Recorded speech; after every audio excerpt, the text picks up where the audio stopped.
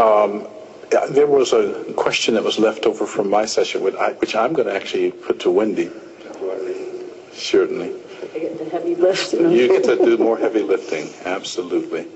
There were three questions that we didn't get to in my session that I think bear on the topic of this one especially. So I'd like to at least do one or two, and depending on Wendy's response, we'll see what happens.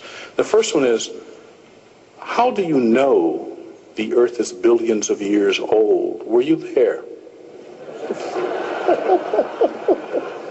I'm glad they asked you and not me. Do I look that old? That's an interesting question, and a lot of course, experiments that are done in astronomy and geology or sciences like that, we're talking about timescales where you weren't actually there, but you're making inferences based on physical laws and ideas that you can test locally in laboratories today.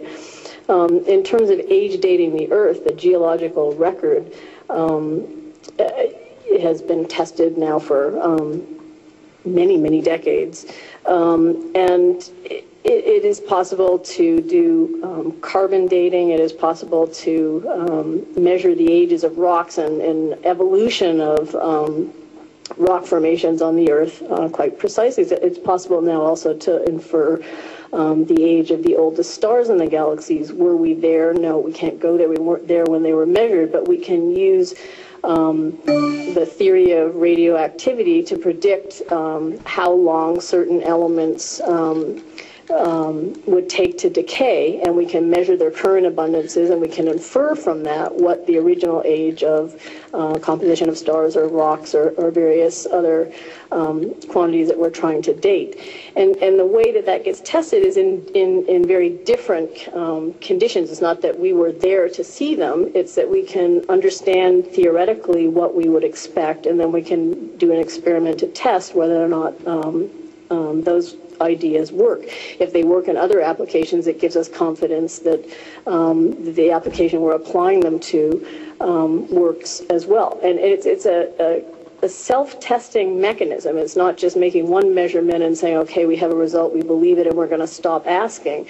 It's making these tests in different ways with different rocks, with moon rocks, with meteorites that come from the solar system. We can do these age measurements in a lot of different ways, and they give a consistent picture. And I would just follow up with another comment along these lines. I think often you hear people say things to the effect that, well, something is just a theory. And that conjures up an idea that, well, it must be something people are thinking about. There's a colloquial use of the word theory that scientists use it in a very different way, and I think Professor Gates was getting at that. For something to have reached the point where it is a law of gravity, gravity is just a theory. But I think most of us, if we were being tested and we were at the top of the Empire State Building, we wouldn't test it. We wouldn't.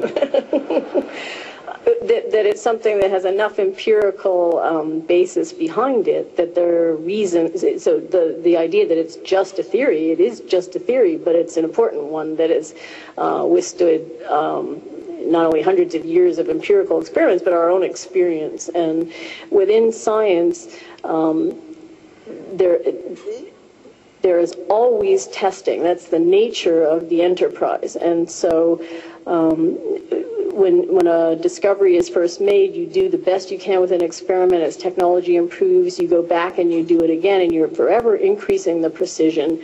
It's still just a theory, and I think it's an important thing for us all to keep in mind.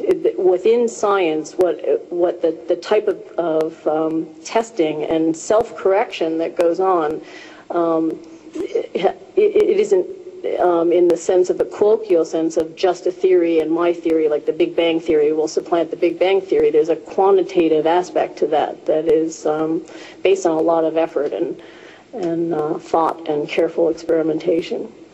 May I chime in since the issue of theory has come up? In science, there are two reasons why we call our greatest achievements theories.